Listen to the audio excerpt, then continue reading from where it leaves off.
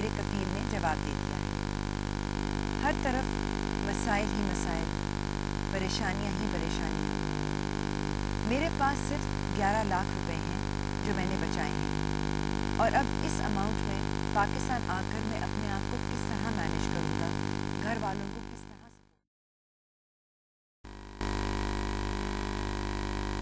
رہا ہے کیا نہیں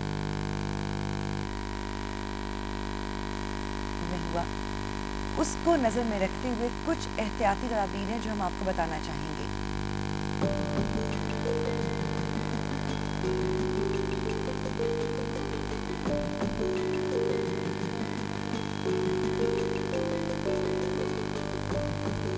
گاڑی ہمیشہ اپنے جاننے والے کسی مکینک یا ورک شاپ کو دیا کریں، تاکہ کم سے کم آپ کو خبر ہو کہ آپ کی گاڑی کہاں جا رہی ہے، کس کے ہاتھوں میں جا رہی ہے۔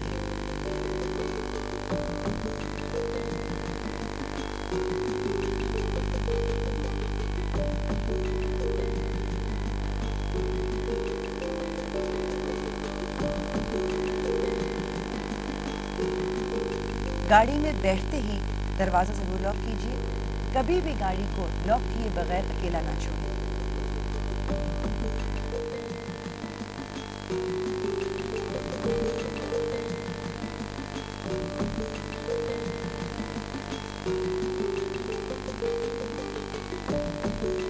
ہمیشہ گاڑی میں کم سے کم آدھا ٹینک پیٹرول تیار رکھا کیجیے، آپ کو نہیں معلوم کب آپ کو ضرورت پڑ جائے گی۔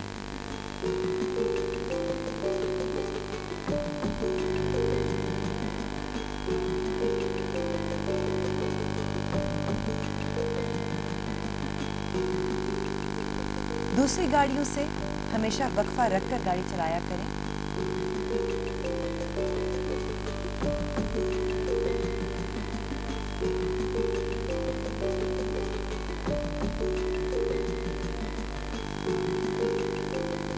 انجان لوگوں کو گاڑی میں نہ بٹھائیں، اور اگر آپ کی گاڑی چوری ہو جاتی ہے تو فوری طور پر پولیس کو خبر دیں۔ معمول کے راستے کو بھی بدلتے رہیے اور راستے میں آنے والی ہر چیز کا جائزہ لیجیے، تاکہ کوئی بھی تبدیلی ہو تو وہ آپ کے ذہن میں آ جائے، آپ کی نظر میں آ جائے۔ ایک چھوٹی سی ٹپ ہے لیکن بہت آسان، اپنی گاڑی کے دروازے، ڈکی، انجن ہوڈ اور پیٹرول ٹینک کے کیپ کے اوپر ایک مضبوط قسم کی ٹیپ لگا دیجیے۔ آپ گاڑی کو چھوڑ کر جب واپس آئیں گے تو دیکھیے کہ اس ٹیپ کو کسی نے چھیڑا تو نہیں، اور یہ بھی دیکھ لیجیے کہ کوئی تار یا کوئی ٹیپ یا ایسی کوئی چیز گاڑی کے پاس گری ہوئی تو نہیں ہے۔ گاڑی کا دروازہ کھولنے سے پہلے شیشے کے ذریعے اندر جھانک لیجیے، ڈیش بورڈ کو بھی چیک کر لیجیے، اور جو زمین پر میٹس لگے ہوتے ہیں ان پر بھی نظر ڈالیے کہ کہیں پر کوئی بلج تو نہیں ہے، کوئی چیز رکھی تو نہیں گئی۔ دروازہ کھولتے ہوئے بھی آہستہ سے کھولیے، ایک دم نہیں۔ گاڑی کے اندر بیٹھ کر بھی گلو کمپارٹمنٹ، ایشٹرے وغیرہ کو ایک نظر چیک کر لیا کریں۔ پہلے میں ATM پر رات کو پیسے نکالنے گیا تو 2 موٹر سائیکل سوار لڑکے آئے اور مجھ سے پیسے چھین کر لے گئے۔ ابھی تک میں اس واقعے کو بھلا نہیں سکا اور آج بھی میں ATM استعمال کرنے سے ڈرتا ہوں۔ میری پریشانی کی وجہ میری چھوٹی بہن کے سسرال والے ہیں۔ ابھی شادی کو صرف 1 سال ہوا ہے، لیکن وہ شادی کے بعد سے مسلسل ذہنی اور جسمانی اذیت سہ رہی ہے۔ اس کا شوہر اور دوسرے افراد معمولی باتوں پر اسے مارتے پیٹتے ہیں، گالی گلوچ اور گندی زبان استعمال کرتے ہیں۔